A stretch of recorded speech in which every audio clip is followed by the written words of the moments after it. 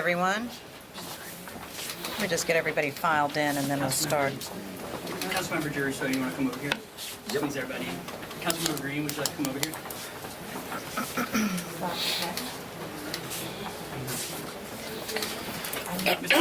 Mr. Lopez, you want to sit? We got some room over here. Thank you. I'm going to get out of the way.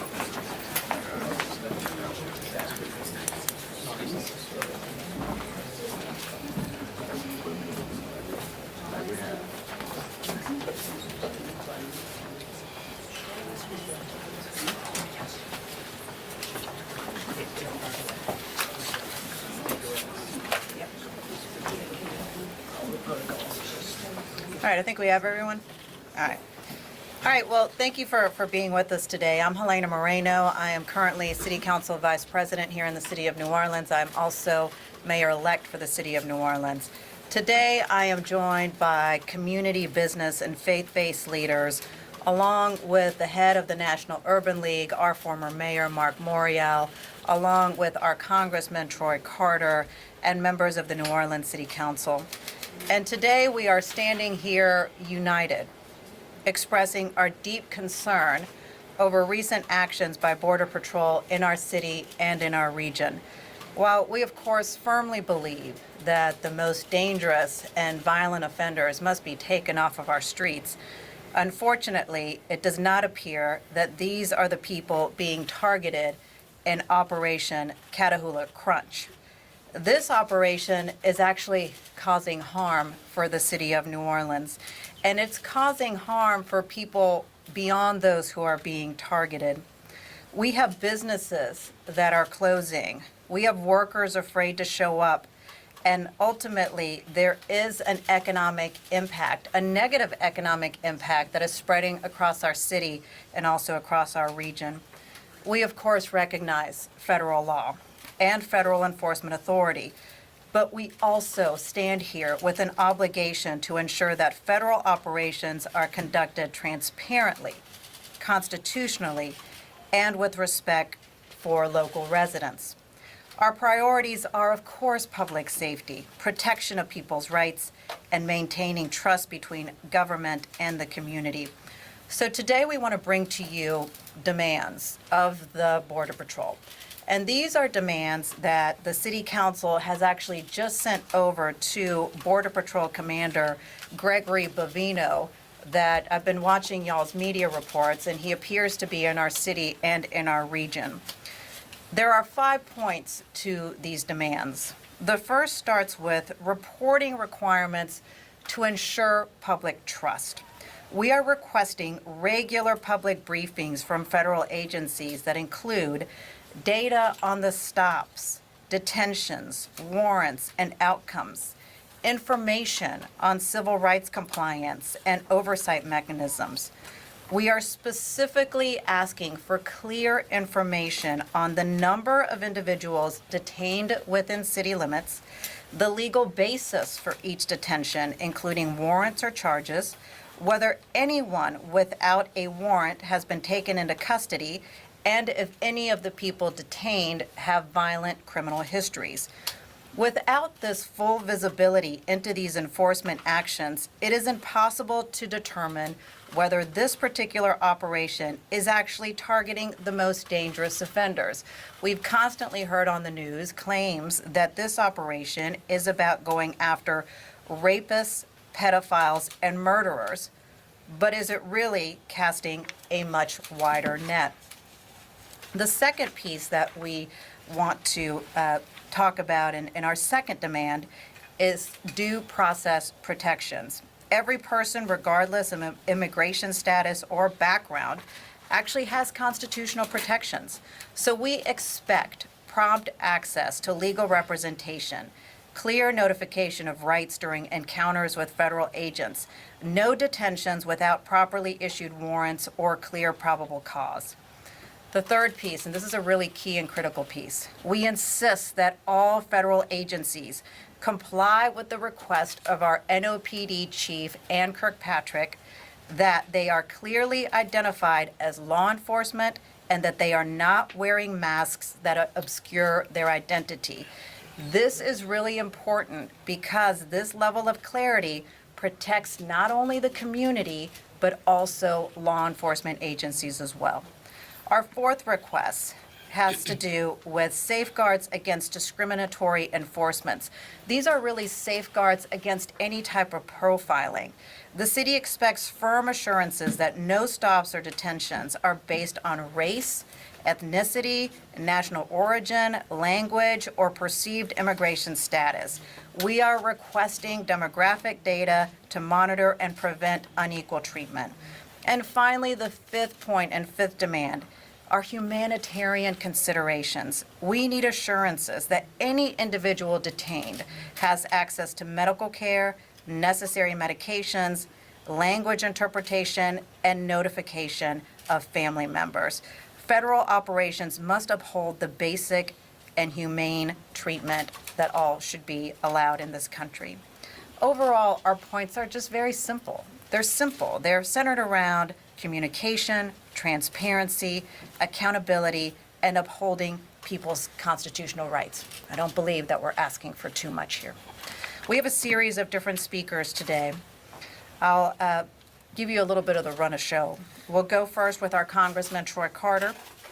Then after that, it'll be City Council President J.P. Morrell speaking on behalf of the New Orleans City Council, followed by our former mayor, Mark Morial, also head of the National Urban League, Omero Lopez with Immigration Services and Legal Advocacy, Myra Pineda with the Hispanic Chamber of Commerce, Sarah Whittington with the ACLU, and then Pastor Sean Ingram, who is representing a group of faith leaders here in our city of New Orleans. So, Congressman Carter, we'll start it with you. Thank you. Thank you very much. Thank you very much, Madam Mayor-elect. And thank you all for being here. I stand proudly and in unity with our Mayor-elect, our City Council members, our local and national leaders to address this grave concern. The concern surrounding recent federal activity in our community. Thank you all for being here. This show of unity says it all. New Orleans is a city with a soul.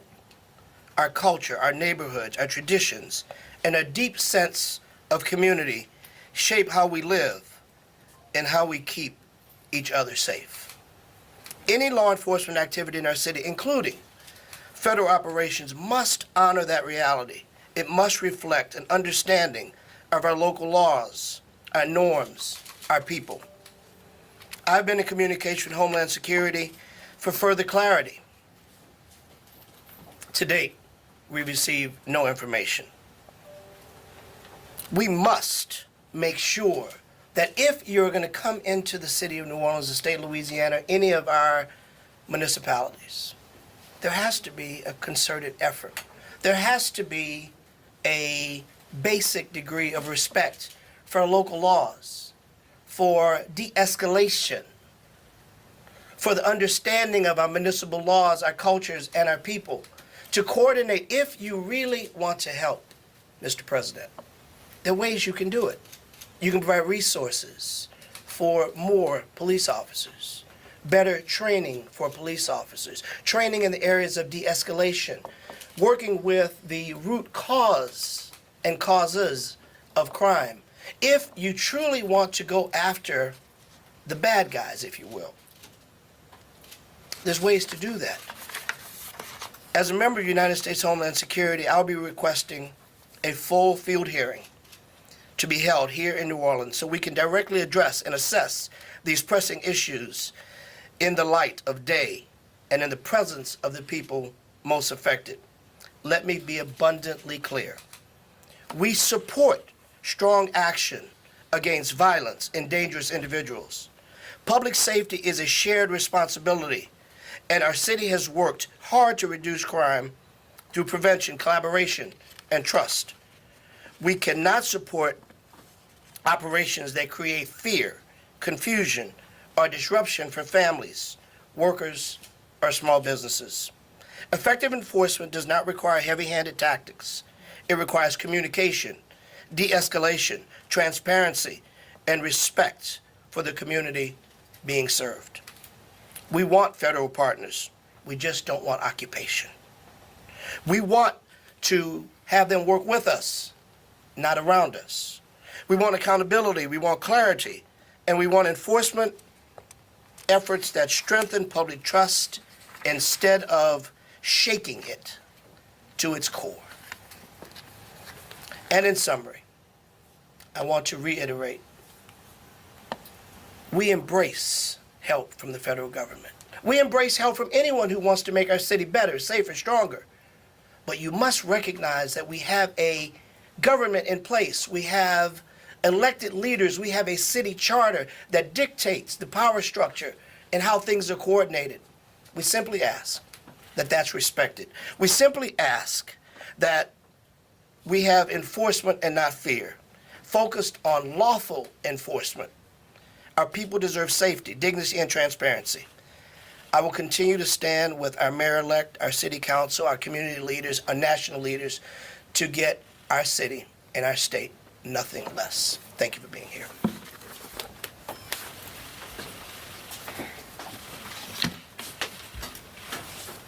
Sorry, I'm wearing a mask because I have a cold. In fact, the only 2 times it's appropriate to wear a mask in the city of New Orleans is when you're sick and when it's Mardi Gras. So I don't think anyone's told ICE that. So let's talk about reality. We've heard a lot of stories from the federal government as to why they're here. We've heard that they are here to detain 5,000 illegal immigrants who are criminals, who are a danger to our streets. I will tell you that as someone who has studied law enforcement for a very long time, you should never trust a quota. And when groups come in and say, we're looking to arrest 5,000 people, that tells you they're looking to arrest 5,000 people. And the lack of transparency that we have gotten from those parties operating here in their jurisdiction, but without the support and help of our local people, the lack of information on who they're arresting and why has been very, very troubling. Now, this is nothing new for New Orleans. I mean, if you look back to the history of the city, from Napoleon to Jefferson to Jackson to now Trump, you've always had people at the national and state level trying to impose their will on the city. And what you're seeing right now is just that, an effort for political reasons for people outside of the city to impose their values and their judgments of what they think New Orleans should be upon the city. We are a city of immigrants, more so than almost any city in the United States. We are a port city that has welcomed groups from everywhere across this world, and our culture is greater for it. Everything about New Orleans, everything you love about this city is because of our rich, diverse melting pot, and that will not change. We will always be the city that welcomes everyone, and that's really encapsulated in the sign you may see in many restaurants where it says, be nice or leave. And we would certainly encourage ICE to follow that really basic tenet. Part of being nice or leaving in New Orleans is staying out of our schools, our recreation centers, our libraries, and off our city buses. Staying out of our civic and religious spaces, our food banks, our shelters, and respect the sanctity of our temples of worship.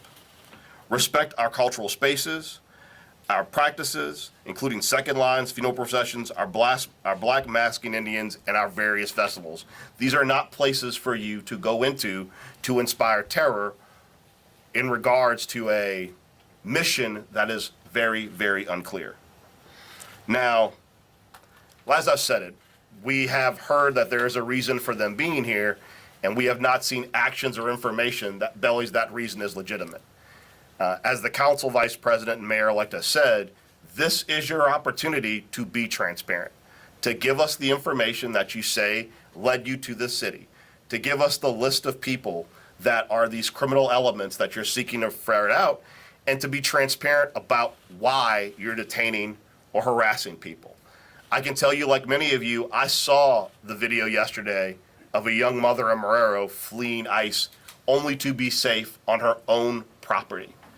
It was obvious in the wake of that, this was not someone that was an illegal immigrant. This is not somebody who was a criminal. This was a mom at the grocery store.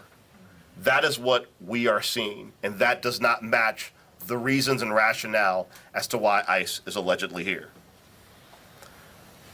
I do not believe you are here for the reason you say you're here, but you have an opportunity to prove me wrong. Provide the information that's being requested by this New Orleans City Council, by our mayor-elect, and prove that there's actual actionable information that has led to you thinking that there are 5,000 violent criminals lurking in the greater New Orleans area. The lack of providing that information, the lack of transparency, shows that's not really the reason why you're here. Until then, this council will continue to use all the resources available to us, legal and otherwise, to make sure that the citizens of the city are protected. Thank you. Thank you. First of all, good afternoon. I'm Mark Morial. I used to work here. And I want to thank Mayor-elect Moreno for her leadership, the members of the City Council, and the other community leaders in this moment for standing together. I come today as president of the National Urban League, the nation's largest historic civil rights and urban advocacy organization. We operate in 300 communities, 36 states, 93 affiliates. We serve almost 10 million people a year. We have been monitoring very closely the actions of ICE and the National Guard in cities all across the nation. And there are a few points that I want to make. Number one, this policy that's been undertaken by the administration is an absolute and abject failure. It's a failure for a number of reasons. Number one, it's inconsistent with what the administration said they were going to do. What they said is, we will focus and target on undocumented individuals that have criminal records or outstanding warrants.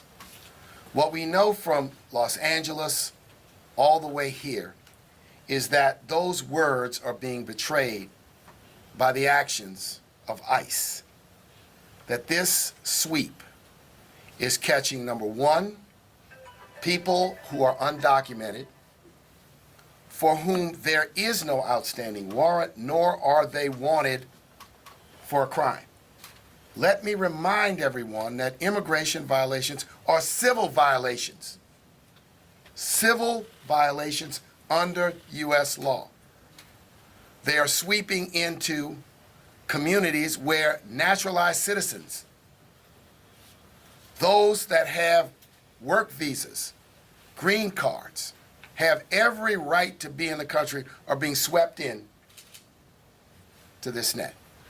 Consider this. There's 66,000 people currently in immigration detention across the nation today. Less than 50% of them have outstanding warrants or criminal histories. The other 50% do not meet the standard that the administration set for itself. Number two, it is abhorrent to me, absolutely abhorrent, that law enforcement would feel they need to wear masks. I grew up in this city. I was born in a segregated hospital when segregation was the law of this city. Masks remind me, and I want to be clear, remind me of the tactics of the Ku Klux Klan. Let me be clear, I do not suggest that the ICE are the Ku Klux Klan.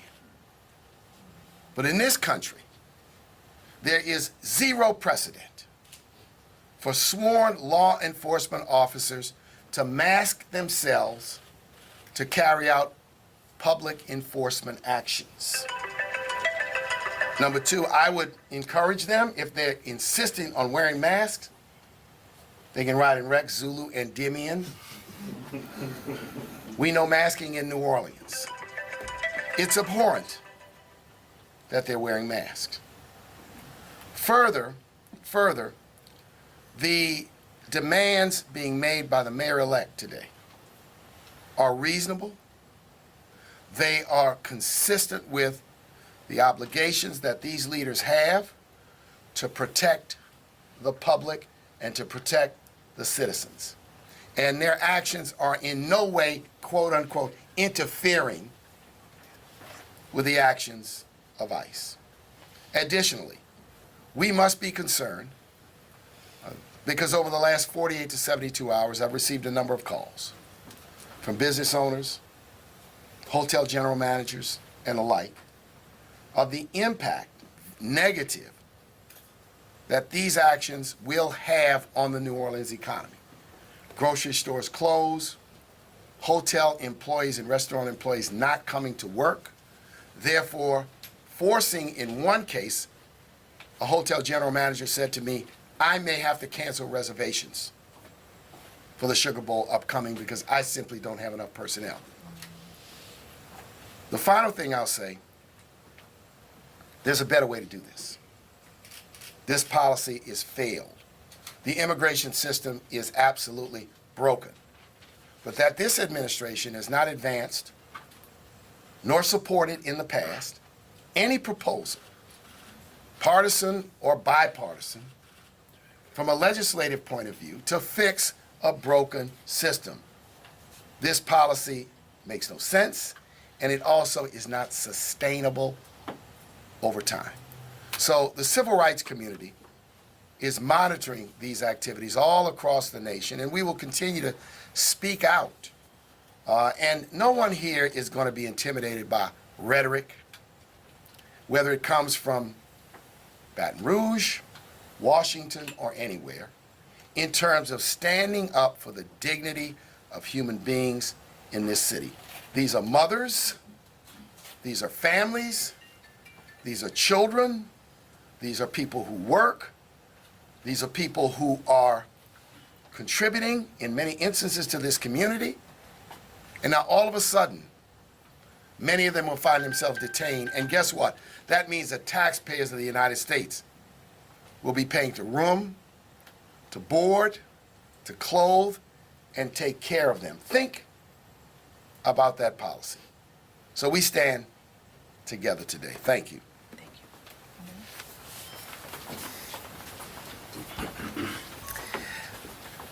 I'll keep my remarks short and sweet, much like me. My name is Homero Lopez. I am the legal director for Immigration Services and Legal Advocacy. We are a pro bono immigration services provider. We represent people throughout detention in Louisiana, and we've been doing it for approximately 7 years now, going on 8. This operation is a complete disgrace. What we are hearing from our community members, what we are hearing from our clients is exactly what we've seen happen in other cities. Folks are being arrested indiscriminately, targeted for the color of their skin, the language they speak, the location where they're working. This is a sorry pretext of using public safety as the pretext for why they're doing this operation. If anything, it is making our community more afraid and less safe. In a situation where folks aren't able to send or feel scared to send their kids to school, where folks feel afraid to go to work, where folks in any situation are hunkering down instead of doing the things that they were doing in our society. They are targeting members of the immigrant community across the board. They're targeting U.S. citizens. They're targeting permit holders. They're targeting people who are going through the process across the board. As the council president said, they're not in any way targeting a specific group of people. They have a quota, and they're going after an entire, that 5,000 is what they want. That's who they're going after. That's what they're going to do. They're going to get their 5,000. It doesn't matter whether they fit what kind of category, except, basically being brown, speaking Spanish, and working in particular areas of the economy. And so as a community, we remind everybody, you have rights, speak up, exercise your rights, and although, unfortunately, people's rights have been violated, continue to speak up your rights, exercise your rights, and the community will come out, at least the legal community, we're working together to be able to protect people after your rights have been violated. Thank you very much. Good afternoon, everyone. My name is Myra Pineda. I'm the president and CEO of the Hispanic Chamber of Commerce of Louisiana, a nonprofit, a statewide nonprofit. We definitely thank Mayor-elect and the council for allowing us to be here and supporting the requests that we have. We are in full alignment with these requests. We feel and have been sharing through our messages the impact, the economic impact, the mental health impact that these policies are having throughout the community. When you see businesses and business owners having to close down, when children can't go to school or to church, and they can't conduct their normal lives, I think everybody has seen there's no traffic. Why? You go to the mall, nobody's there. So the economic impact is going to be great, the mental health as well. We need to request and demand respect for our community. We need to, the Chamber of Commerce, our mission is to foster a favorable business environment for business owners. So instead of doing what we do best, helping business owners with resources and tools to grow, we're now trying to help them with grants and ways to survive because they won't be able to. Some of them are still recovering from COVID. So as a community, we need to continue to be proud of our roots, continue to fight for our rights, and educate our people to make sure that we are following due process, that we are making sure that a conversation begins around reform, the immigration reform, which is long overdue, and the humanitarian treatment of our people. The Chamber of Commerce has put out a resource page with tools for business owners, for individuals. It's working with many and collaborating with many other organizations, but stands in alignment with this, with the mayor-elect and the city council, in making sure that during this process, our people and the soul of New Orleans is respected. So thank you very much again, and we'll continue to work with you. Good afternoon. My name is Sarah Whittington. I'm the Advocacy Director for the ACLU of Louisiana and a member of the Free the Swamp campaign standing in opposition to the militarization and federalization of New Orleans. We at the ACLU stand before you to share many of the emotions that our communities are currently feeling: shock, disgust, fear, and rage. In just a few days, it has become clear that Border Patrol and ICE have zero accountability. Citizens have already been profiled because of the color of their skin, chased, hunted, and workers have even stared down the barrels of rifles just trying to do their jobs. This chaos and lack of professionalism and alarming disregard for civil rights exhibited by these federal agents should shock not just Louisianans, but the country at large. But we will not stop working to fight back against these atrocities and trying to keep our communities safe. This week, we sued Attorney General Merle over Act 399 on behalf of ISLA and the absurdly vague law that attempted to criminalize anything deemed as interference with federal immigration efforts. Immediately upon our filing, the AG conceded in writing that Act 399 will not and cannot be used against speech and protected First Amendment actions. It is a dark time that we have to seek clarification about whether the First Amendment still stands. But this week, in our courts and from the AG herself, we confirmed it still does. And it is a reminder that when we fight authoritarian overreach, we win. We are here to demand not just transparency from these federal agents, but to tell them that if they are going to make our city less safe, they are not welcome here. New Orleans has seen historic low crime rates over the past year because of local investments in prevention strategies led by many on the council here today. Thank you. And for any federal officers here in our beloved city, we want to make this clear. The people of New Orleans will stand together, and we will keep each other and our city safe. Thank you.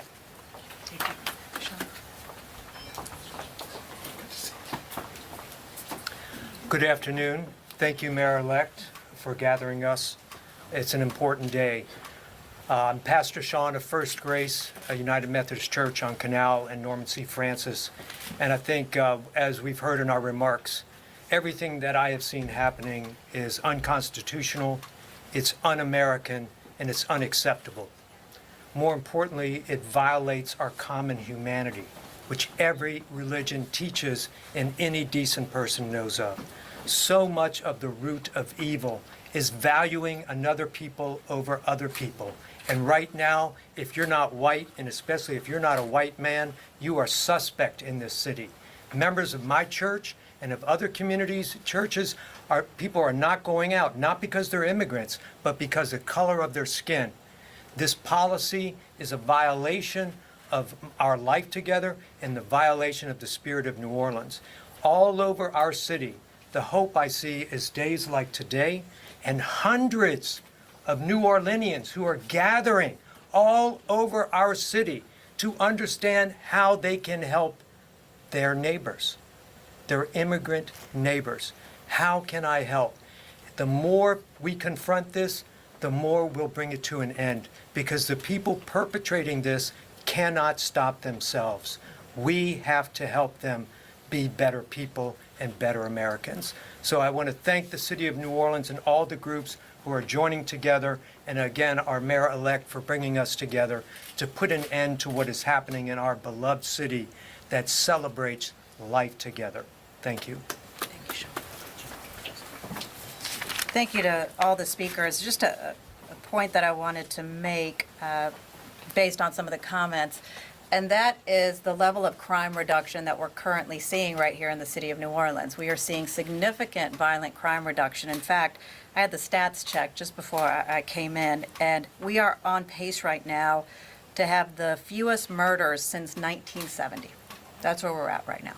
Now, obviously, we do know that there's more work to do, and we absolutely would like fruitful federal investments and resources. And in the letter that we sent to Commander Bovino today, we actually talk about that we would actually very much welcome getting in a room together to talk about what those fruitful federal resources could be.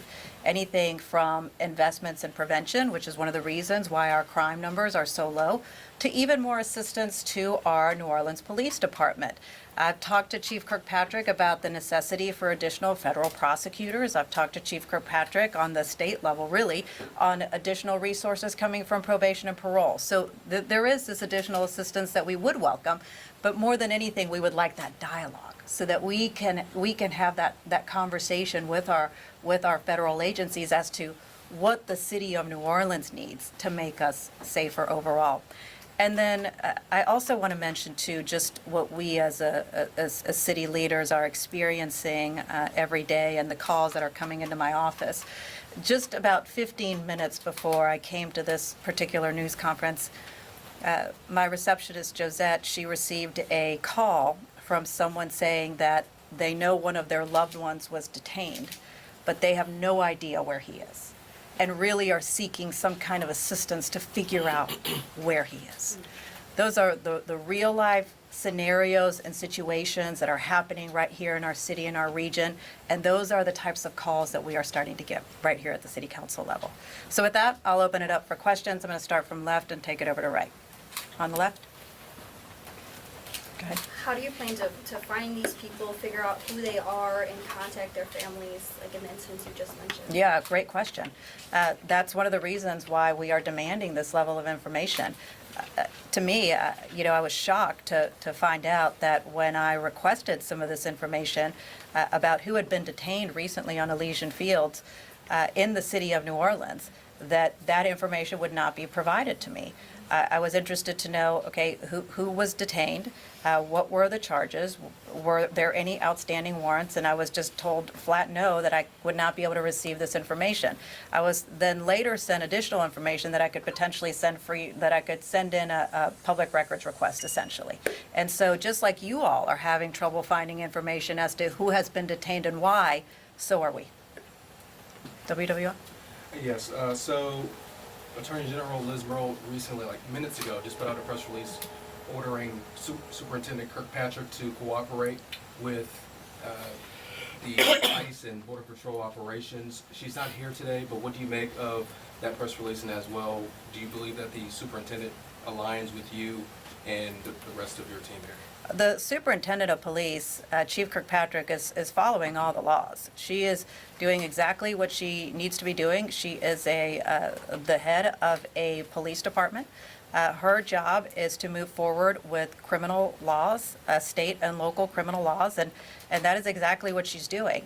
To Mayor Morial's point, and a point that Chief Kirkpatrick has constantly made, is that immigration matters are civil matters, and that is not under the jurisdiction of the New Orleans Police Department. I do have a question for Mr. Romero as well. Should we come back? Yeah, you know what, come on. Sure. Come on. Can you talk about some of the people who have been detained as far as their legal status, if they're going through the process? And do you think more people are being detained who are legal in this country compared to people who are undocumented and are not going through that process? Just as a point of reference, we don't necessarily reference people as being legal and illegal. That's not a status for a person. All people have humanity, and so that's the way we work with it. Whether they're going through the process, what we've identified and what we've seen from folks who are reaching out to us is a significant majority of the people who have reached out to us directly that their family members have been detained. The majority of them are going through some kind of process, whether they have permanent status yet or whether they're in the process of getting that status.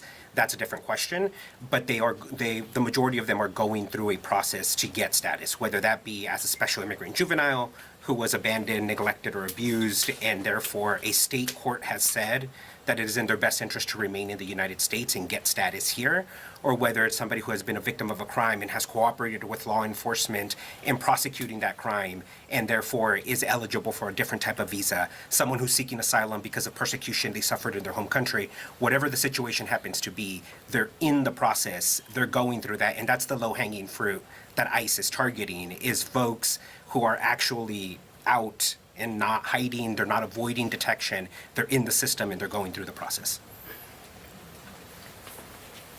John? What would steps you be taking for the sort of the non-Latino communities, particularly in the East, the Vietnamese community, Muslim communities, people from like Afghanistan, places like that? Are you also reaching out and trying to get help with them? And sort of what is the status in those parts of town? Yeah, I mean, yes to all of that. As we work with different advocacy groups, that is the approach that we're taking. And the guidance that we have put forward, one of the things that I've asked to do is that we start translating that into different languages as well.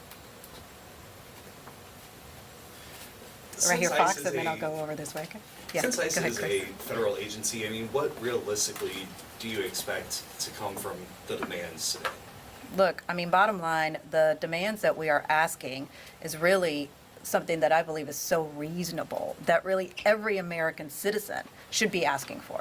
This is about really just ensuring that there are constitutional protections and that people's rights are not violated, ensuring that when people are taken from the streets of any city, not just New Orleans, but any city, that we understand what happened to them, particularly since it's the government picking them up. I mean, all of these things are, to me, something that all Americans should get behind.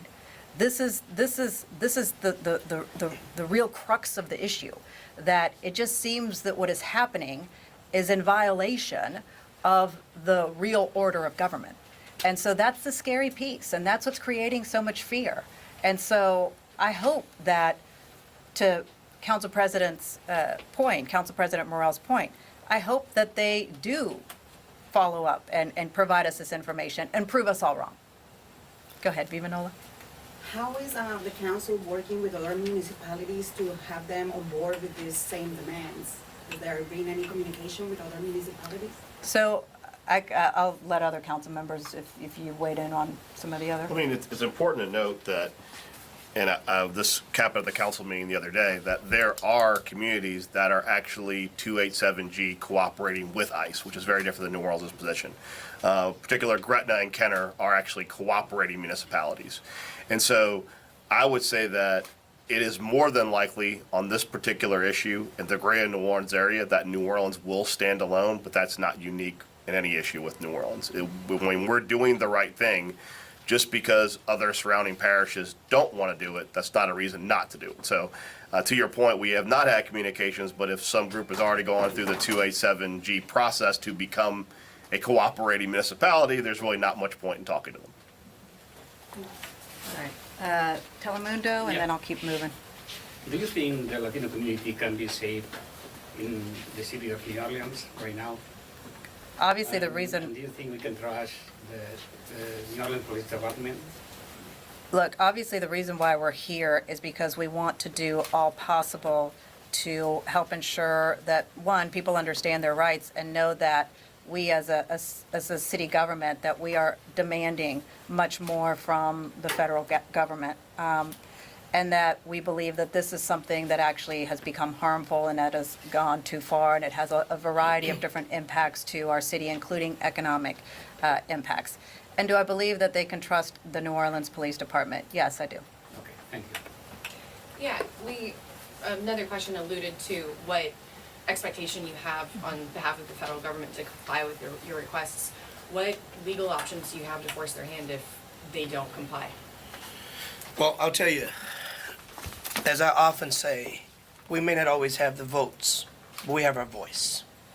As I mentioned in my earlier comments, I intend to request that we have a field hearing here in New Orleans and compel members of Homeland, members of CBP, and the leadership and community at large to come and answer these questions that heretofore they've ignored. Light is the best sanitation to these issues, and we will continue to bring light to it. And we will enforce every bit of our energies. We often talk about the 3 C's, the Congress, the courts, and the community. And we will work in tandem to hold those federal actors accountable. One of the chief responsibilities of members of Congress is oversight. I happen to serve on Homeland Security with direct oversight over Border Patrol. We are going to continue to use our voices, albeit in this Constitution that we have, where we have a system of checks and balances we have never seen in our history. Such a challenge. But we won't quit. As unified today by the leaders that are here, led by our mayor-elect, we will stay in this battle, and we will continue to push and to force this issue and force our federal partners to do what's right by keeping the lights bright. Let me just add one thing to your question. There are those in the civil rights community now who are evaluating, ascertaining whether there are legal options to limit, curtail, or even stop what is going on. So I think it's important for people to stay tuned. If you look at what has happened in other communities, there have been lawsuits brought. And this is the most important point. ICE and the Border Control are public employees. They're public servants. They owe an obligation to you as the media, as protectors of the First Amendment, to the mayor-elect and the elected officials here, and to the people, some answers. And I would encourage all of you to go find them, to go look for them, and to go demand those answers to these requests that are being made by the mayor-elect. Since when in this country is anybody beyond the standard of accountability to provide no information? You know, this is what you see in China. People disappear. Their family members don't know where they are, how they are. That is not what we do in the United States of America. This is what happens in Russia and the old Soviet Union, where people are swept up, they're detained, and there is no answer as to what they're being charged with. That is why this issue is so gut-wrenching, because it smacks of things that are fundamentally un-American. Asking for the names of people who've been detained, to give some comfort to members of their family, asking what the charges are against them, giving sufficient information so that they can be represented by counsel to protect them, is a basic principle of the American legal system going all the way back to the founding of this country. We're going to stand and not allow those basic principles to be broken, to be shattered, to be trashed. And so the mayor-elect's questions deserve answers. They deserve answers very quickly, and I don't understand why anyone would not want to respond to what are a set of reasonable responses. But the civil rights community will will be a participant in any options available, if necessary, to bring litigation, if litigation has merit. The other piece to your question, too, that I would just mention is I do believe that the politics of all this is starting to turn. Even very conservative folks within our city, within our region, are believing that this is a step too far, that this has gone well beyond what it ever needed to be. And so that is why it's also so important that we are on the record with our demands, that you as a media is putting out there like what is really happening within our city and within our region, so that as the tide turns, this political tide turns, ultimately, I'm sure that this will be undone. Go ahead, Sophie. The Attorney General has also warned of potential consequences for those who obstruct federal agents. I'm wondering how you think about the potential risks to the city when you're weighing what additional steps you might take. Yeah, well, I certainly don't believe that asking for transparency, asking for accountability of federal agencies, asking for communication by any means is obstructive. If anything, it's just a logical ask that any elected leader would have. Have you shared your concerns directly with the governor and attorney general? I have had conversations with some members of the governor's team, not the governor directly, but obviously I think it's been very clear, just like you're sharing with me the Attorney General's comments. I'm sure my comments over this past week have been shared with her. Is there anything that you would like to see them be doing differently? Yeah, I would like for them to help us advocate to get some of this information and ensure this level of transparency and accountability. All right, thank you. Mayor-elect, if I could, so many people on social media, we're getting a ton of emails, phone calls at the station supporting Border Patrol's operation and President Trump. What would you say to those people? Look, I think overall that there are immigration laws and rules for a reason. But once again, the reason why we are here is that the level of enforcement and what has happened is not what this operation was supposed to be about. Remember, everything that you've seen and all that you've been told by the federal agencies, that this is about getting the most violent, the very worst of the worst. This is about getting, as I quote, the rapists, the pedophiles, and the murderers. But that's not what's happening. We are seeing mothers, young women, people who are out there trying to do work, thrown to the ground, chased around, treated like they are the most violent of violent people. But at this point, we don't have any data to ever show that that is who they are. And so that's why we're here. Look, there's a reason why there's immigration laws, no doubt about it. We're not saying not to follow immigration laws, but what is happening here where people are disappearing off of our streets and we don't even know where they went, this is a step, many, many steps way too far. All right, thank you, y'all. everybody. We've got the letter that was sent over the Border Patrol commander. I'm going to share that with you all.